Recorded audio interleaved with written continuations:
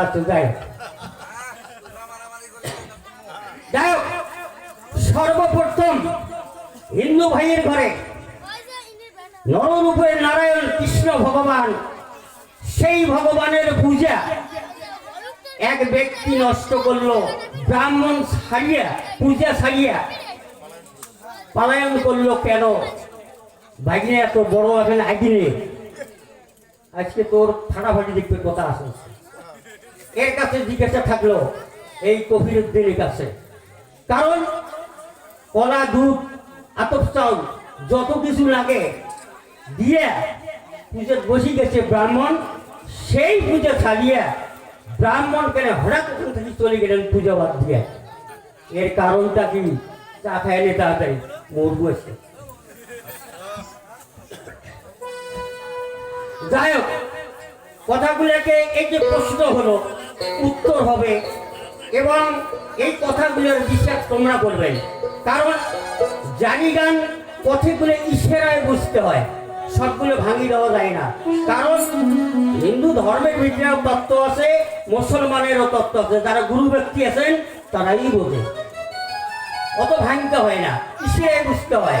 আমি বললাম তো ভেতরে দুইটা কান থাকা চাই, তাহলে তার জন্য এই গান। আর মুসলমানের কিন্তু গান শোনা হারাম, গান শোনা হারাম মুসলমানের শরীয়তে। কারণ গান বাড়িয়েছেন, যদি গান বুঝতে না পারেন ওই ব্যক্তির জন্য গান হারাম। গান মানে জ্ঞান।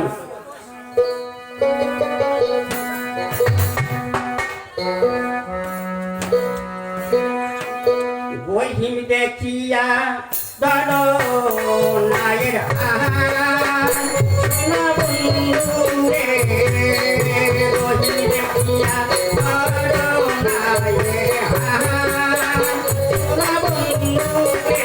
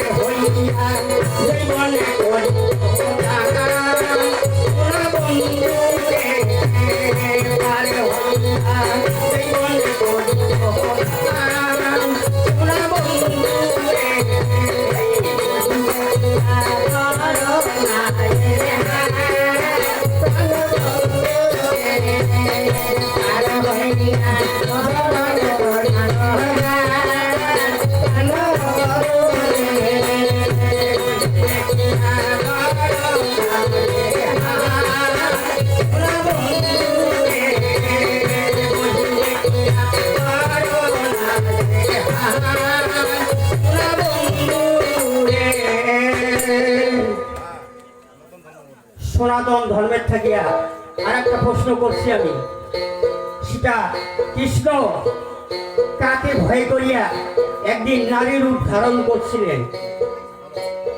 বিশাল তথ্য কথা।